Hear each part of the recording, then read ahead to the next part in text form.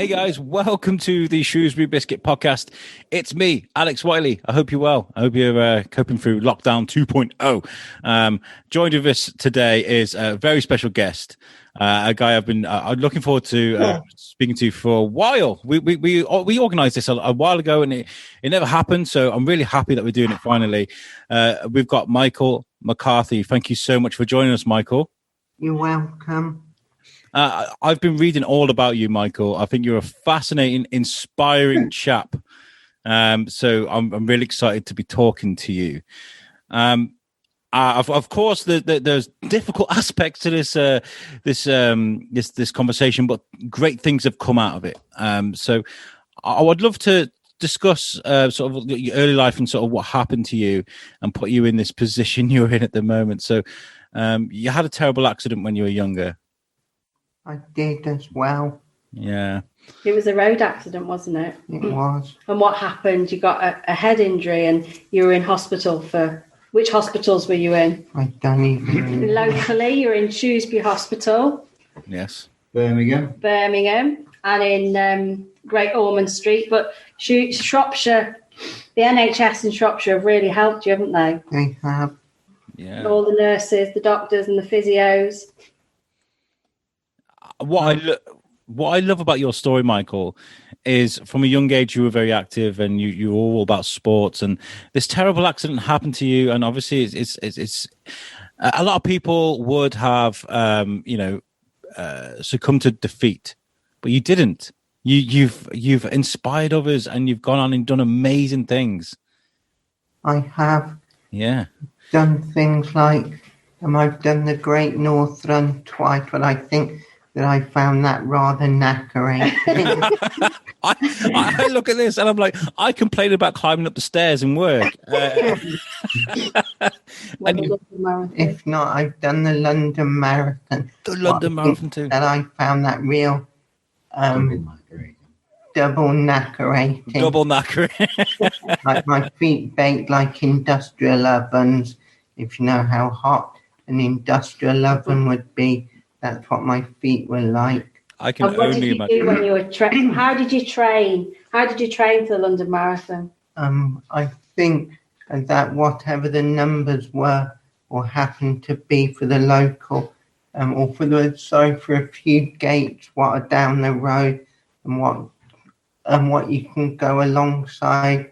I think it's a golf course down the road called Hawkston. As I did around 9 miles a day walking along aside from walking alongside the golf course. And you used to see the lamppost and you'd say, right, just get to the next lamppost, get to the next lamppost. That's how I did the London Marathon. I just said amongst myself that I shall just get up to, I think I'll follow and get up to so many lampposts. Very good. It's a very good tool for pushing yourself. I got to say, that's really good. I might take a bit of that because very soon I'm going to start looking into my health and start losing a bit of weight and start getting out there running. So I might take a leaf out of your book, Michael. I might be using lampposts as my inspiration. And I've got to say, I've literally just I've just recorded a vlog at Hawkston Park, and I've seen the golf courses around there, and that's huge. So well done, for training. That's pretty grueling. What was the marathon like for you? Because obviously with the London Marathon, there's lots of people, lots of cameras, lots going on. Was that overwhelming for you, or was it good? I think that it was pretty good for myself from following through what my mum and dad had done. That's what I think got me to do it. Was that I just wanted to follow what my mum and dad had done, as they had done the marathon for different things. What? I don't know. So you raised money for charity, didn't you, when you were did. doing the marathon for the hospital? I did. No, I did it for a local disabled cricket club who I used to play indoor cricket with. Where did you take them?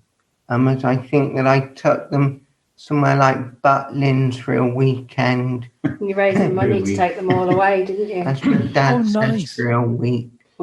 And what about when you So your accident, what happened as a result of your accident?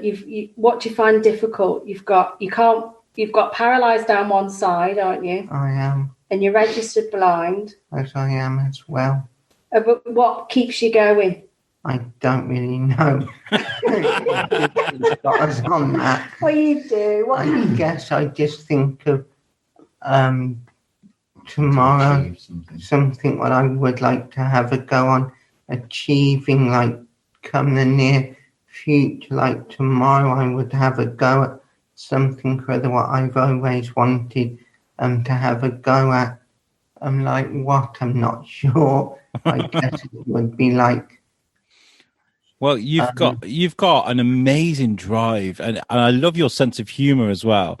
You know, if you can prevail for these your difficulties and still have this amazing sense of humor and this amazing sense of pride in what you can do and the challenges you set yourself, that's really inspirational. I really like that. And what's it like for you when you're not doing these challenges? Are you sitting at home thinking about these amazing things you can do? Is it constantly going around your head? God knows what I always think of. I no doubt think of, You always have a chance. I always have a challenge or something like that on my mind. Whether it's something to do with doing some, or for the others, I ride the bike, what I have in our spare room with my dad, and I do a few kilometres as my dad, and I more or less get it up into the double figures, or try to get it in the double figures, something like 10 or 12 or whatever you can think of what's up in the double figures. What I think that my dad and I find that a bit knackerating. Right then now. Try and do it quicker each day, don't you, Mike? Try. Michael varies on the bike. Sometimes he'll do 17, sometimes he'll do 20. I only do 12, and Michael always has to do more than me. It's progression, Dad. It's progression. That's what as well. I tell you, when Michael, if I can just add something about Michael when he was doing the London Marathon, his training for the London Marathon was so intense, because 5 days a week he'd do his 9 miles every day. Rain, snow, hail, wind. He did 9 miles because the idea was to do 3 miles an hour, to average 3 miles an hour. And then on a Thursday, he'd have a day off because he'd swim half a mile. He'd go swimming with the sharks half a mile. And then on a Saturday, he would go to his football, to his Rubbish club as they are at the moment. to watch Everton. And then so they were his 2 days off, and the other days he was the one who was pushing, come on, we're going to go and do our training today. And there's quite a good story about the marathon as well, in that Michael had about 2 or 3 miles, maybe 4 miles to go, and a family who we'd met the day before in the signing in and registering walked back as a family to meet Michael, to walk in with him, which was quite emotional, really, that they, took their time to come back. That was, when Michael finished, he sort of collapsed because everything had drained out of him, the adrenaline that had kept him going. And would you believe, he said, I need a drink. A pint of whiskey will do. That's Not knowing what a pint of whiskey would taste like. I don't think he'd remember afterwards, that's for sure. Yeah. What was that achievement like when you finished it? What did it feel like? Did you feel really happy, elated? I mean, obviously you said you were really tired and knackered, definitely doubly knackered. But to have raised that money for those people, what did it feel like for you? I think that I felt pretty good with myself from doing that distance. If not, I don't really think that many people, unless they would be fit, would find that type of distance that easy to walk unless they would be a bit mad, like I think I was. And you also won an Olympic gold medal as well. Tell me about that, Michael. Swimming. That was through doing some swimming in Birmingham, and when I think that I swam with the Shrewsbury Shark, what was a disabled swimming club, what was held in Birmingham. What I was proud of myself from, I think what the distance was, what I swam was that 100. 50 meters. I'm not 50 sure. meters, I think it was 50 meters. Something of what what my dad or my sister have just said, 50 meters. Fast. Shut up. That's what I think that I found that pretty knackerating. I jumped in, a bit before I jumped, or before it had started off, a bloke or somebody other who was in the swimming area where it was getting held. I think that it was a bloke who said, while this swimming is these competitors are just about to what, Dad? No, he said that he made an announcement that competitors and officials only on poolside. And as he said that, and then Michael jumped in, Claire, who'd been on the phone to say she'd got lost, but she was here, came pushing through the double doors, screaming, "Come on, Michael, come on," to immediately get dragged out. It's like a scene out of a movie. That's fantastic. I love that. I can just picture it. We talk about Michael inspiring people, okay? And one of the best, one of the best incidents was when we were climbing Mount Kenya. And we were going through a section called the bog, where the mud just squelches over your boots, and you pull your feet out and it squelches and da-di-da. Very difficult part. And a family were coming down, and they stopped, and we just said hello, da-di-da-di-da, no, just pleasantries of the day, and we carried on. And then a few days later, Michael and I were sitting on the side of the road in a village called Numburu, I think it was called. And we were sitting there, and a Land Rover came along, and it stopped. And we recognized the family, and they got out of the vehicle, and came over to us and said hello and talking, and said, "Do you remember us?" And we said, "Yes." And they said, "Michael inspired us to climb the mountain." Said we turned to go back down, and we decided the next day that we had to climb the mountain because we'd seen Michael going up, and we couldn't let the mountain beat us if Michael could do it. And every time I think of that story, it makes the hairs on the back of my neck go up. It was a fantastic moment. One that was really made you feel good. What he'd achieved. That's an example. There's lots of other bits and pieces, isn't there, Michael? Mm-hmm, that you've done. Where you inspired, and the Hairy Lemons going to the schools. Talking about, inspiring children to achieve and be their best self. That's a good one, isn't it, Michael? It sure is. You like going to the schools, don't you? I do. And you do the talk, and what do you talk about? Hairy Lemon Golds. What they are things, what I think, what I have done and been through, and how I've handled from getting through things, like how long I shall say I've no idea when it was, and apart from it was a bit before I got back on my feet.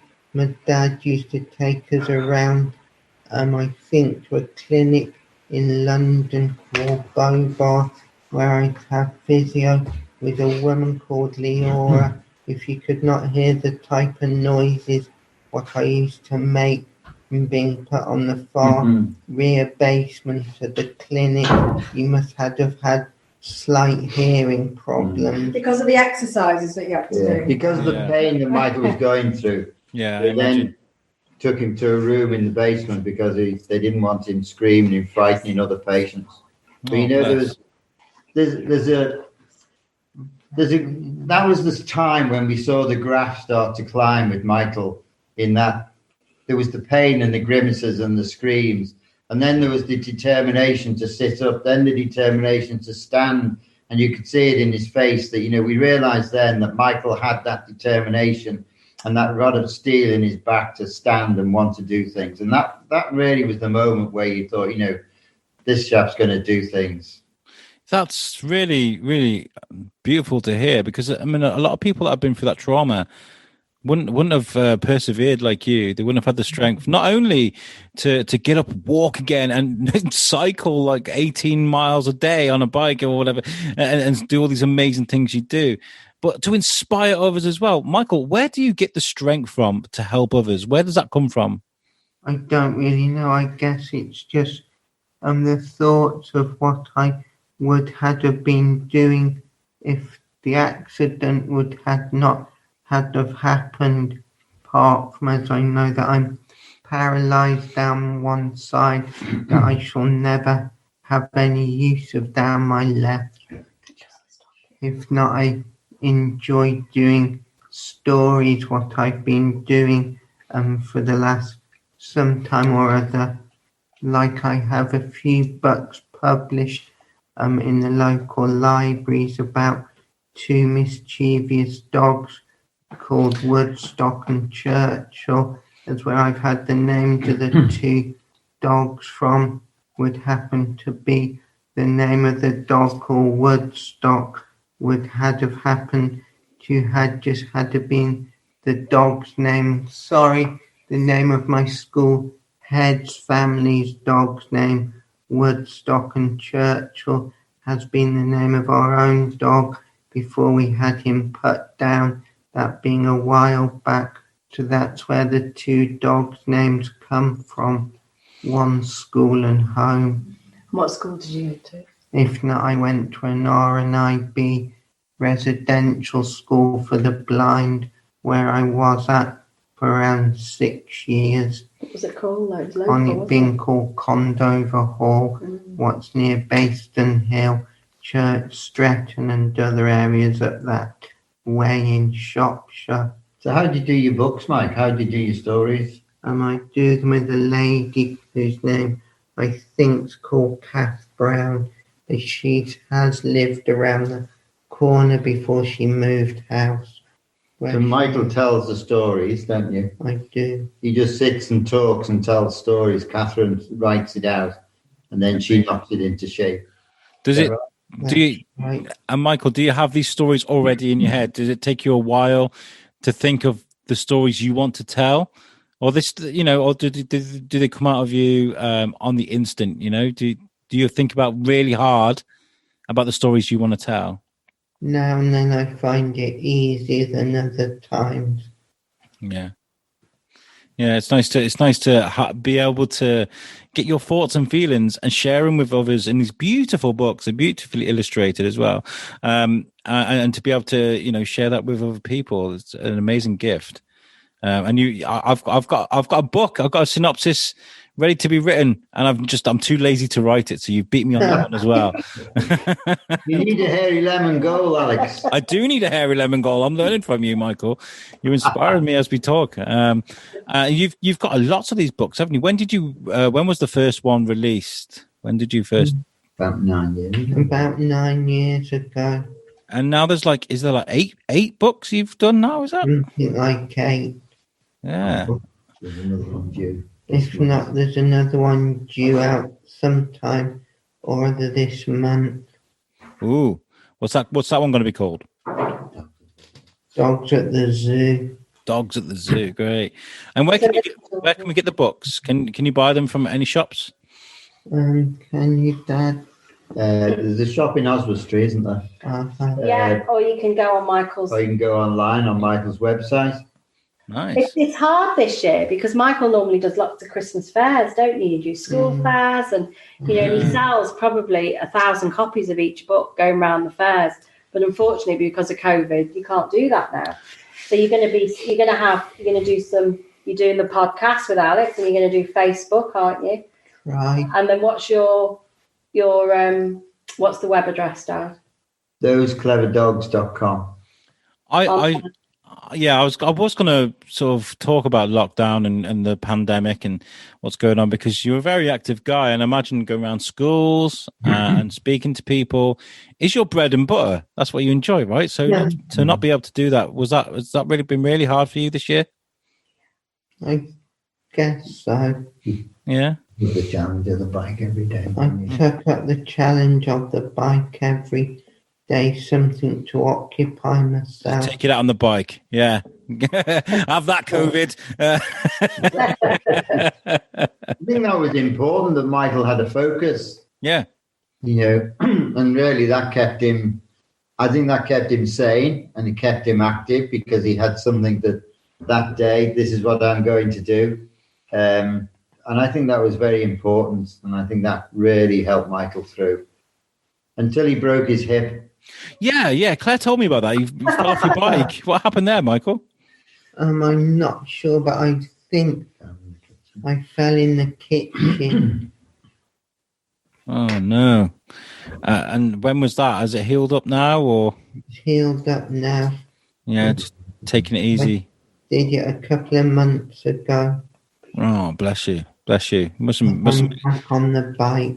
But hey, it's a broken hip. This is nothing. This is nothing for you. It's only a broken hip. Don't worry about it. We can get back on the bike. We had to stop Mike. We had to slow down Michael when he broke it after he came out of hospital, because he just thought, I'll stand up and I'll walk over there. And of course, he ended up in a heap on the floor. He'd say, Michael, you can't walk yet, okay? But I think he was a little bit scared that he wouldn't be back on his feet. And I think that's why he kept trying to stand up all the time. That's sure. He didn't dislocate his hip again. So much determination. That's what it is. You want to run before you can walk. Michael, is there anything that you haven't done yet that you'd always love to do that that's still possible? Is there anything you'd like to do? What would you like to do? I don't know really. What was Get it? your books in now. Get my books in London. Get your books in London. I shop in London and Birmingham, what I think is called Hamleys. You'll have to write to them. I wrote to them enough, Claire. Oh, right.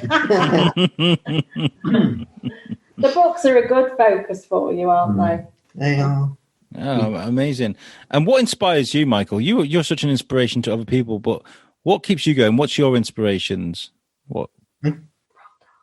I'd have to say somebody who I've met on called Roald Dahl, as it was Roald Dahl who got my thoughts of seeing if I would be any good with doing these stories for children, and some of them being for children, for the mum or dad to read to them. If not, some others are I think to try to help them to start reading before or after they have started school, at whatever age that be. Oh. Yeah, I like Roald Dahl a lot. He's got an amazing legacy. An amazing legacy is a legacy that's spanned for decades. I'd love to have that for you. I think you deserve it, Michael. Brian, what's it been like for you seeing Michael progress the way he has? It must be hugely amazing to have. I mean, obviously the accident was a terrible thing to happen, but to see him going from that to inspiring so many people must be amazing to be around. Well, it makes us feel good. Yeah, for a start, because if Michael's happy, we're happy. Yeah. Michael's also been pushing us as well along. It's a lot to do with Michael. What's inside Michael? What his ability, his wanting to to think about what he can do as opposed to what he can't do, and to make best use of what he can do, and that's exactly what he's done. I think we've always had the thought that Michael should be able to lead a life that everybody else wants to lead. Rightly so. The reason why Michael shouldn't have his ambitions and achieve them. And I think all we try to do is to we've tried to help him achieve that. Whatever his whatever his best self is, whatever his best is, that's what he wants to do. Yeah. I always nobody can ask for any more. I always say in Shropshire, especially Shrewsbury on the outskirts where you guys are, there's definitely something in the water. There's a mineral that runs through the Severn that there are so many people in Shrewsbury that are just wanting to help make things different, especially with lockdown. So many people trying to strive to help others. And I think, Michael, you are a fine example of that, because there's nothing about you that is selfless. You're thinking about other people, and that's just a beautiful thing to see. What are the challenges for you, Michael? What are the things that you find hard, even these challenges you set yourself that you want to do but are really difficult for you to, but you still want to? What I went to do at Radbrook, what that happened to had it been a catering site in town where I went to try to learn how to cook without burning stuff. That's what I'm the best on, is burning stuff. You need to be a better cook. You'd like to be a better cook. I would not mind. But you had to go. You went and did a course, didn't you, at Radbrook? I did. We've got I've got a friend, Adam Purnell, who's the Shropshire lad. He's a very good chef. He likes to do what's called dirty cooking, which is barbecued food and chucking meat in coals and things like that. Maybe I can speak to him and we can. Yeah, we saw him on Facebook. We saw him. Yeah, that's good. Well, maybe I'll speak to him, see if we can get you do some cooking. I could quite happily speak to you on podcasts again and again and again, Michael. I'd love to get your message across to others. Maybe we should do this again sometime. I'd really like that. Yeah, I would like to do it again. Yeah, we could maybe Michael could do a hairy lemon session with you to get you running out. To get you running. Maybe yes. Maybe we'll get this year out of the way. And yeah, I would love to do that. Absolutely. Yeah, we'll do a hairy lemon session because with the beauty of Zoom is we can bring up the slides up onto Zoom and we can release. Yeah. That'd be amazing. Obviously, if COVID disappears now and lockdown disappears, what does next year look like for you, Michael? What would you like to do next year? I guess try to do another buck. Yeah. Right. You're gonna what? Are you gonna carry on riding your bike? I guess so. Yeah. Yeah. That's good, isn't it? What was this I heard about you? Was it rowing or cycling from London to Paris or Paris to London? Cycling. Yeah. Cycling. I did that with a few other people. Yeah. Like who? Sorry to say, but I cannot remember the lot of them, apart from my cousin who would be one of my dad's sister's sons, called Colin, and who else was it, Dad? I might have been there, Mike. Okay. The idea was to go from Big Ben to the Eiffel Tower on the bike within 24 hours. Wow. And that included the ferry. There were 6 of us. So it's a tandem trike. So 2 would ride and they'd do 20 miles or 25 miles and then swap over. And another, we just kept the bike going. We didn't make it to the Eiffel Tower, but we did make it into Paris. It just became too dangerous because the trike is quite big and we just got honked and a few scrapes and just decided it wasn't worth. So we moved in. It was very good. Michael, we had to drag Michael off the bike and say, Michael, get off. Because all he kept saying, I'm staying on. He said, Michael, you're not, get off. It's like a relay, wasn't it? So you could do it really fast. Well, Michael always wanted to stay on. And others would say, okay, Mike, you stay on. I said, no, get him off. Well, where was it, Dad? Where we were, I think, on a bike, where we had a few lorries behind us and in front. We were riding. We were raising money for Michael's swimming club, and we did a ride with one of Michael's friends. Who was that, Mike? Mark Crumpton. So I am that good, I don't know. And the idea was to ride from our house to to House of Parliament to raise some money. And we were in the Cotswolds and we were going up this hill and it was going on and on and on and twisting and winding. And I was conscious there was a lorry behind us. And I was looking to pull over to let the lorry go past. And we stopped, we turned, and the lorry driver just told us to keep going. I said, oh my God. So off we went. We kept going up and up and up and up this hill. And we came to this village where it dropped down, which twisted and winded through the narrow streets and got to the other side to the open roads. And the lorry what did he do, Mike? He just tooted. Tooted, flashed his lights and waved, etc., and then about half the population of people driving through the Cotswolds were back behind. Must have been 50 cars. Some of them not very happy. It take them about half an hour to get up this hill. When you do these things, when you do these cyclings, do you like to take videos? Do you like to get the press involved? Make a big noise about it? Or just quietly go out, do this, make some money, and then go home? Just quietly, supposed to, except I have to say to Michael, will you shut up and pedal?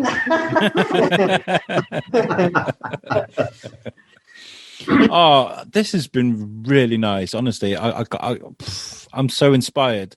I'm really touched actually, because I complain about the smallest tragedies of life. Oh my God, I'm so tired. I barely slept last night. I'm not really done. I'm just gonna have a nap at 2:00 in the afternoon. Yeah, there's Michael cycling to the Houses of Parliament, holding up traffic for the Cotswolds. I think that's amazing. I really do. So, Michael, from what I gather, because you've done these amazing things around the world as well. Are you well traveled normally before lockdown? Do you like to go out places on holiday and stuff? I guess so. Somewhere or other, you could say, where my mum, dad, and I suspect my sister and a few other relatives and I always seem to go to Spain. What about when you went to Africa? If not when I went to Africa. Yeah. Because I worked with a few street kids, and when I got sponsored by all different British football clubs, like below what league or division they were in, and that was like the two best favourite clubs or whatever. My two favourite clubs who I stick up for and who I got sponsored the most with, as those two clubs had it been Arsenal, who were down south in London, and then the favourite one, obviously, called Everton, who are at the moment rubbish in the league. Rubbish has done well. We took 220 football shirts for the kids in Africa, and we converted all the kids to Evertonians. They were all shouting, Everton, Everton. So you're to blame for that one then. Okay. Yeah. Michael sat on the streets with the street kids, cooking food.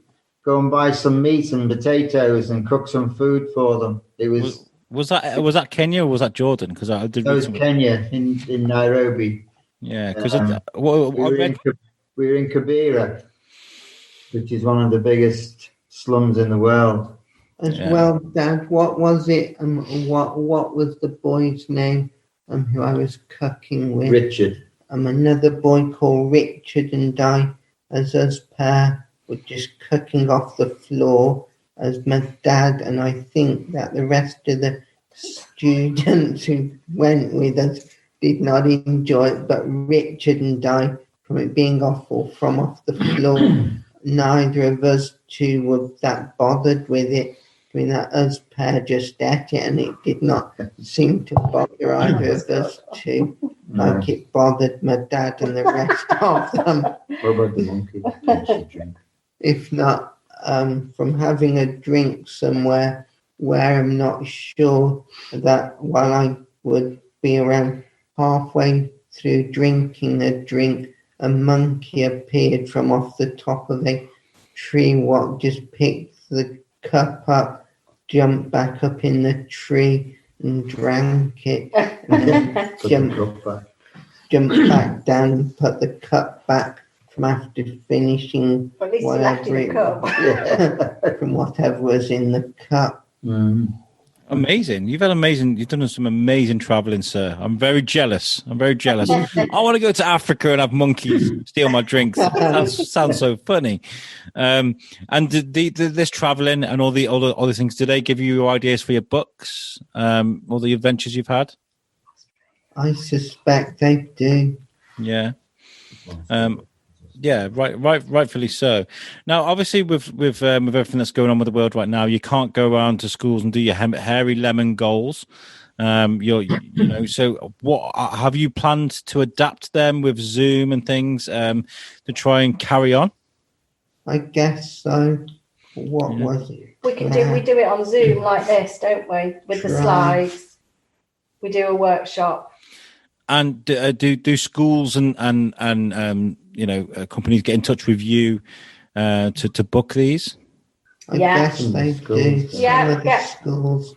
Get in touch on the email. Which email is the best email? MGM, isn't it? MGM at all. Yeah, there is. There's the website. I mean, if you really, I would definitely encourage you guys to have Michael come and do one of these Zoom calls. I want to do one on the show because I think they're going to be a lot of fun. Go to thosecleverdogs.com. And if you click on the Hairy Lemons tab at the top there, as you scroll down to the bottom, there is the email there and the telephone number too. So I would definitely encourage you guys to get in touch. Listeners, please do.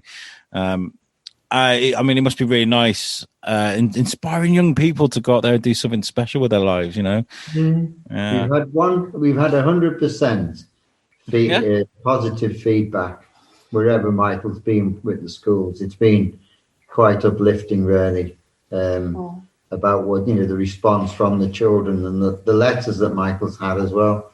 Yeah. So that sounds amazing. There isn't one session where there hasn't been, brilliant feedback. You like doing this, talking to the kids, don't you? I do. Yeah. Oh, that's lovely, that is. And as well on that website, listeners, you can look at the books as well. There's books there. You can order books from this website too. You see the covers there. They're illustrated by Rob Bennett. How did you meet Rob and get him to illustrate your books? Did he really like your stories? Thank God Rob's a neighbour. He lives next door, doesn't he? He does, thank God. He's very talented and very lucky. Very talented, very talented. I would encourage these books. I want these books for my son. I want to sit down and read them to him. So I might order some myself. Share your stories. Michael, you've been an amazing guest. I can't tell you, and I think I've run out of words to describe. I'm running out of words on my thesaurus. It's run out.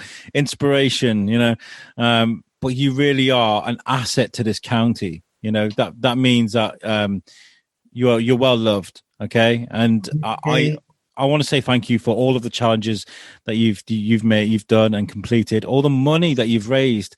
What are your favorite things to raise money for, Michael? I guess the NHS, see what they've done for me or what I've been through with them. Yeah, amazing. I love you. I think you're great. Can we do this again sometime? Can we? I think the Hairy Lemon Goals thing, bringing that onto the biscuit and trying to inspire people would be amazing. Would you like to do that sometime? I would love to do it again. Yeah. Sometime or other. And is there anybody that you'd like to thank? Thank who's ever done it with us. Whether that be thank you to yourself, Alex. No. I sit here and talk in front of a microphone. You're climbing up mountains and swimming with the sharks and cycling around the world. Honestly, don't thank me. I'll thank you for going on my show. It's been really, really good. Well, look.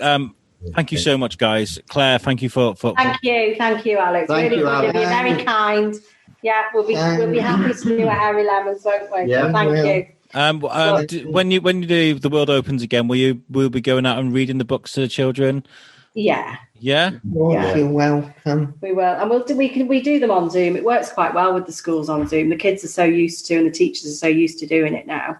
It's a good way of interacting. And I think as well for the children, it's difficult in the schools at the moment. They're trying to find different activities. It was particularly in lockdown when they were looking after the key worker kids. It was a great opportunity just to do something different. Absolutely, yeah. Really so thank you. No, thank you. No, well done to you. And guys, listeners, before we get out of here, I would like to mention our website, which is www.theshrewsburybiscuitpodcast.co.uk. All of our audio is available on there, and that's made for us by our friends at Web Orchard. If you need a website, go to Web Orchard. They'll sort you out with a good website. They're building a new one for me for my other show, You Suck, US, UK. I also want to say thank you to Chris Goff from CGR Business Solutions. He is... He will help you with your business, whatever you need doing.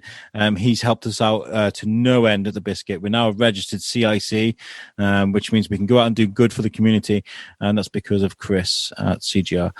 Michael, again, thank you so much. Claire, Brian, you guys have been amazing. I'd love to do this again sometime. You're welcome, as we would love to do it again. Fantastic. Thanks, Alex. Thank you very much, Alex. Guys, and we'll catch you next time. Peace out. Have a great day.